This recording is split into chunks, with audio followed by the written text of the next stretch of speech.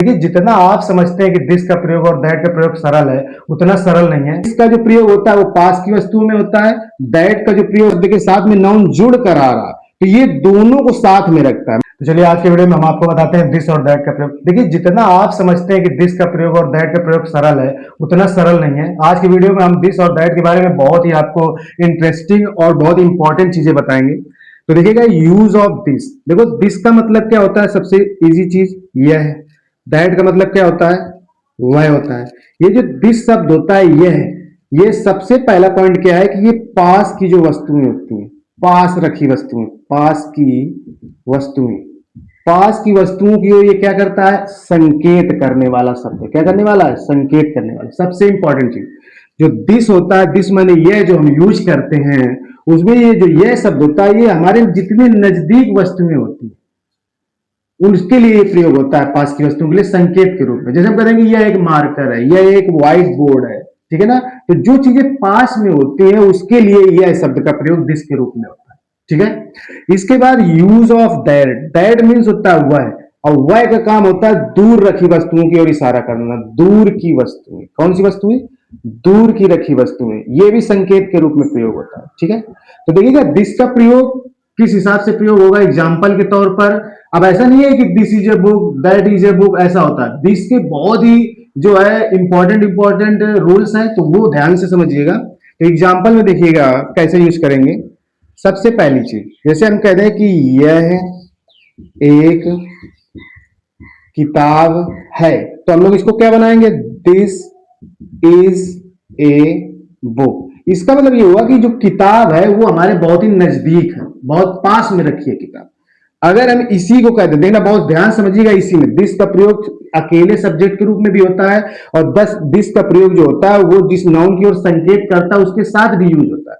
अगर हम इसी वाक्य को कहते हैं कि यह किताब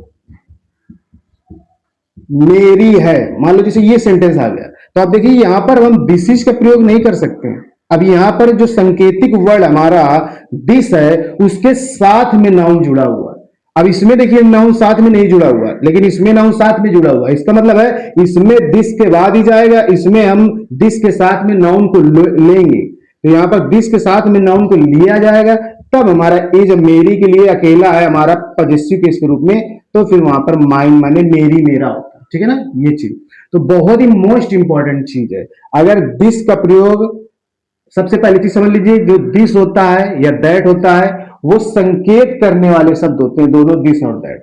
दिस का जो प्रयोग होता है वो पास की वस्तुओं में होता है, दैट का जो प्रयोग होता है वो दूर की वस्तुओं में होता है।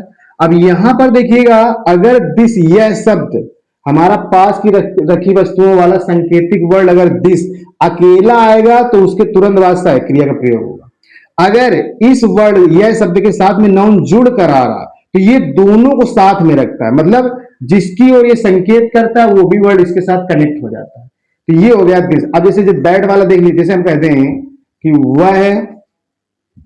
वह मेरी किताब थी, जैसे ये कर दें तो इसका मतलब है कि वह मेरी किताब, जिसका मतलब जो किताब है वो पहले थी अब नहीं है, इसका मतलब उससे दूर है। तो दूर के लिए क्या होता है? दैट आता है। तो दैट पास्ट टेंस वाज, मेरी किताब तो माई बुक हो जाएगा। तो ये हो गया दैट का प्रयोग। अगर हम कहते हैं जैसे इस हिसाब से, अगर हम कहते हैं कि वह किताब अब पुरानी थी, जैसे ये कहते हैं, तब देखिए ये जो संकेतिक वर्ड वह है उसके साथ में नाउन बुक जुड़ चुका है, जैसे इसमें जुड़ गया था। तो यहां पर हम दैट वॉज नहीं करेंगे, यहां पर हम करेंगे दैट बुक वाज ओल्ड, ऐसे। तो ये होता है दिस और दैट का प्रयोग। तो देखिए बहुत ही मोस्ट इंपॉर्टेंट चीजें हैं। कभी कभी ऐसा होता है कि आपको लगता है वो चीज आ रही है, लेकिन हो जाता है कि कुछ चीजें हैं जो उससे हमारी छूटी हुई होती है, नहीं समझ में आती। तो दिस और दैट का रियल यूज ऐसे होता है। ऐसा नहीं है कि ये किताब है दिस इज ए बुक तो आपको आ गया दिस का प्रयोग। तो दिस का प्रयोग बहुत ही मोस्ट इंपॉर्टेंट है। आज का जो वीडियो विशेषकर इन चीजों पर सबसे मोस्ट इंपॉर्टेंट है, तो एक बार फिर से देख लीजिएगा। दिस जो होता है वो पास की वस्तुओं की ओर संकेत करता है, दैट जो होता है वो दूर की वस्तुओं की ओर संकेत करता है। ये चीज सबसे मोस्ट इंपॉर्टेंट है, ठीक है। तो वीडियो पसंद आया तो लाइक कीजिएगा, चैनल पर नए हो तो चैनल को सब्सक्राइब जरूर कीजिएगा। धन्यवाद।